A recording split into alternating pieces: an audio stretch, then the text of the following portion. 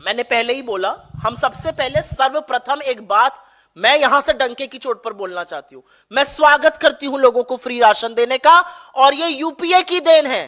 खाद्य सुरक्षा का जो कानून बना वो यूपीए की डॉक्टर मनमोहन सिंह की सरकार ने सोनिया गांधी जी की प्रेरणा से वो बनाया। ये यूपीए की देन है। हम स्वागत करते हैं कि देश के किसान जो कलेजा धरती का फाड़ कर फसल उगाते हैं वो देश के लोगों तक, गरीब लोगों तक जरूर पहुंचनी चाहिए। लेकिन आपकी बात में दम है और यही बात मैंने इस मंच से कही है। आप कह रहे हैं 5% लोग गरीब हैं, 7 करोड़ गरीब हैं, तो फिर क्यों देना पड़ रहा है आपको फ्री का राशन? आप कह रहे हैं 7 करोड़ गरीब हैं, क्यों नहीं उपभोग बढ़ रहा है? आप कह रहे हैं 7 करोड़ गरीब हैं, तो क्यों नहीं लोग कुछ दुपहिया वाहन कुछ खरीद पा रहे हैं? साबुन तेल मंजन खरीदने को लाले पड़ गए। तो मेरा अपना मानना है कि सरकार जब आंकड़ों की हेराफेरी करती है तो कहीं यह भूल जाती है कि आंकड़ों का ही एक सच होता है, और वो सच इतना भयावह, इतना भयानक है कि वो कहता है कि सबसे अमीर लोग शहर में 10 गुना सबसे गरीब लोग से खर्चा करते हैं और गांवों में 8 गुना खर्चा करते हैं। 46 रुपए रोज पर, जिसमें रोटी, जिसमें कपड़ा, जिसमें पढ़ाई, जिसमें दवाई, जिसमें आवागमन सब है, 46 रुपए मात्र रोज पर 5% इस देश की आबादी गुजर करने को मजबूर है। तो ये आंकड़े तो आप ही के हैं। किस बात का डंका पीट रहे हैं आप अगर 46 रुपए पर लोगों को अपना जीवन गुजर बसर करना पड़ रहा है रोजाना? मेरे लिए ज्यादा दिक्कत की बात यहां पर यह है कि ये जो सर्वे आया है ये एनएसएसओ की रिपोर्ट पर आया है। एनएसएसओ की रिपोर्ट पर नीति निर्माण होता है। जो नेशनल सैंपल सर्वे ऑफिस है उसकी रिपोर्ट पर नीति निर्माण होता है। अगर एनएसएसओ कहता है कि 5% लोग ही गरीब हैं, तो सरकार के जो सार्वजनिक सुरक्षा के जो वेलफेयर स्कीम्स होती हैं वो सारे कार्यक्रम ही बदल जाते हैं। तो मेरे लिए ज्यादा दिक्कत की बात है कि एनएसएसओ के सर्वे का गलत इस्तेमाल करके गलत तरीके से उसको प्रस्तुत किया जा रहा है। और जहां तक क्रेडिबिलिटी की बात है, हमारी सरकार में एक भी आर्थिक आंकड़ा ऐसा नहीं था जिसकी पुष्टि थर्ड पार्टी ने नहीं करी थी।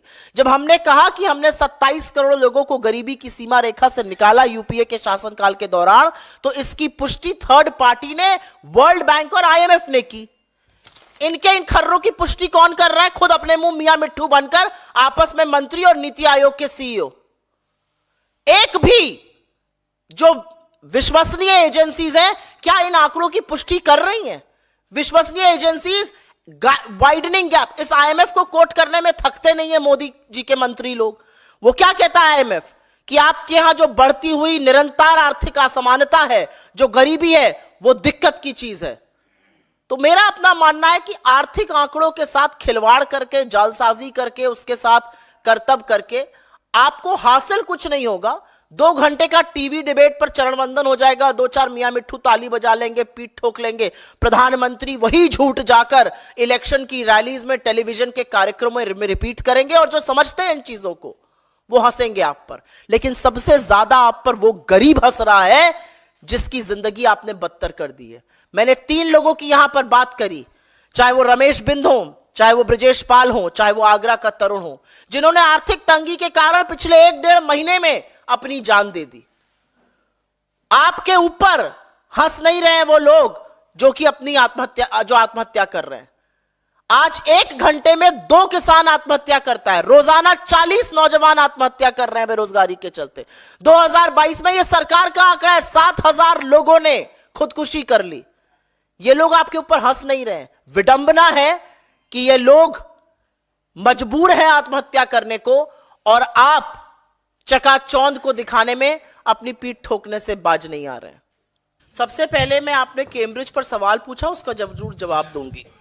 कैम्ब्रिज यूनिवर्सिटी विश्व के सबसे ख्याति प्राप्त संस्थानों में से एक है। It is one of the oldest educational and one of the most prestigious educational institution in the world.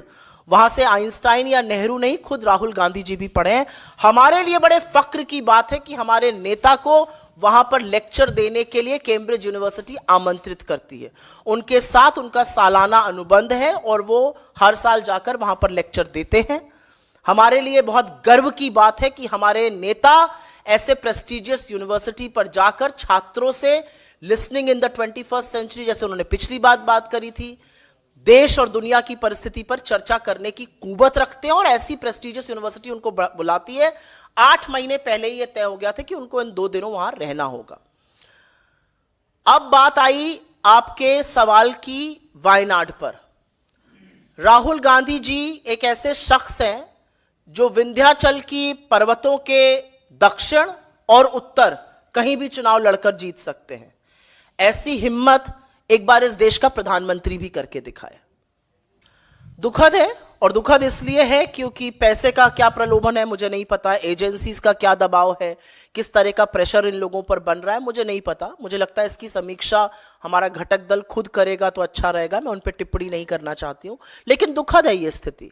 अगर आप इस सरकार के खिलाफ लड़ेंगे तो आप पर हर तरह का दबाव बनाया जाएगा, और वो सार्वजनिक रूप से दबाव आप लोगों को मुझसे ज्यादा पता है, उसका मैं उल्लेख बार बार नहीं करूंगी। लेकिन मेरा अपना मानना है कि जो इस सरकार से लड़ेगा उस पर हर तरह का दबाव बनेगा, और ये जीत के लिए कुछ भी करने को तैयार है। इतना डंका लोकतंत्र का मोदी जी ने दुनिया में पिटवा दिया कि अनिल मसीह का मसीहा बन के खड़े थे।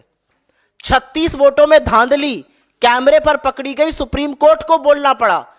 मुंह पर कालिक पुती है इस देश के लोकतंत्र की, जो बीजेपी ने करके दिखाया है चंडीगढ़ पर। मुंह पर कालिक पुती है इस देश के लोकतंत्र और इस देश की चुनी हुई सरकार पर, जब इलेक्टोरल बॉन्ड को बंद किया सुप्रीम कोर्ट ने।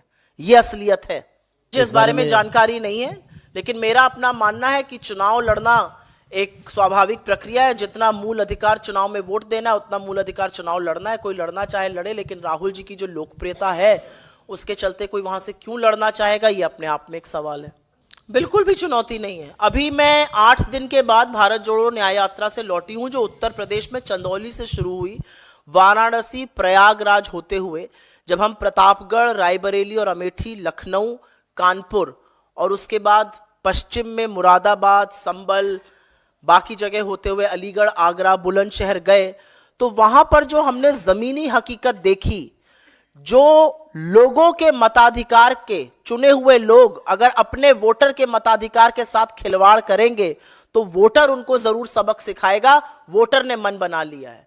जो असीम जन समूह वहां पर उमड़ा, जिस तरह का प्यार और जिस तरह का समर्थन राहुल जी को मिला, जब सपा के राष्ट्रीय अध्यक्ष हमारे साथ आगरा में शामिल हुए, तो जिस तरह का अपार जन सैलाब था, वो खुद दिखाता है कि कितना लोकप्रिय हमारा गठबंधन है और किस तरह से बीजेपी थर्राई हुई है।